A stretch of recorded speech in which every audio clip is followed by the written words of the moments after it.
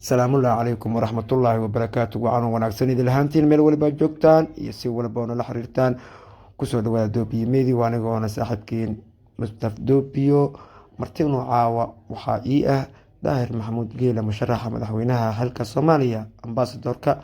weydiinayno su'aal muhiim ah, Soomaalida inta badan ay sugayaan cidda wax ka qaban karto.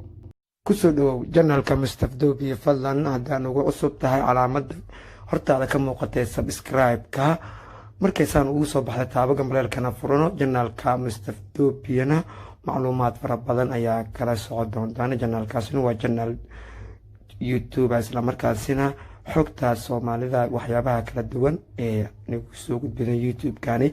haddii aad gambaleelka furto waxaa ka mid noqon doontaa YouTube ka mid ku xiran, isla markaasina macaamiil joogta. subscribe-ka taabo, like-tana taabo, gambaleelkana furo. isku soo naqad wanaagsan. sida hordhaca ku daawateena waxaa la weydiiyey ambaasador Daahir Maxamuud Geele, musharaxa madaxweynaha xilka Soomaaliya, arrin Soomaalida masiirkeeda muhiim u ah, isla markaasina hadduu xilka ku guuleysto maxaa qorshaha ugu aadan. arrintaasi ayaa isweydiinaysa waa maxay arrintaasi. haddaba madaxweynaha cusub ee doorashadan uga cadcad musharaxiinta, isla markaasina la hadalhayo inuu xilka qabanayo, ayaa loo hordhigay. su-aashaasina waxaa waaye qorshaha ku aadan arinta dacwadda ee nagu haysato dalka Kenya, badeena Soomaaliya.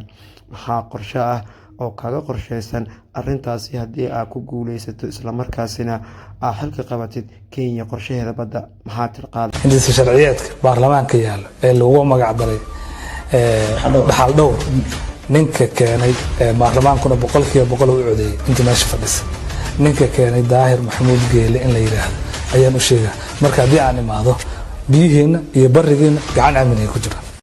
kaasina musharaxa madaxweynaha xilka Soomaaliya ambaasador Daahir Maxamuud Geele qorshe siyaasadeedkiisa kaga aadan arinta badda ee masiirka ummadda Soomaaliyeed dhul sugayeen ayuu ahaa, oo sheegay in badda iyo bariga Soomaaliyeed amni ahaanaya hadduu xilka qabto. uun u sheegay baarlamaanka cidigiisa difaacinkii lagu difaacay, isla markaasina xildhibaanadii ka dhidhiyeen. kaasina waa gudoomiyaha xisbiga dan qaran, isla markaasina kamid ah musharaxiinta siyaasiyiinta ee doonaysa xilka madaxtooyada. Daahir Maxamuud Geele wuxuu hogaamiyaa xisbi siyaasadeed, isla markaasina xisbiyada siyaasadda ugu cadcad kaasi oo lagu magacaabo dan qaran, waana xisbi ay aas-aaseen isla markaasina bulshada Soomaalida qeybaheeda kala duwan oo lagu yeeleelay dalkaasi Koonfur Afrika, ganacsato, culamaa u diin, aqoon-yahano, siyaasiyiin ee isku yimaadeen halkaasi, isla markaasina u gorteen inuu hogaamiyo Daahir Maxamuud Geele uuna istaago qabashada xilka madaxtinimo ee Soomaaliya.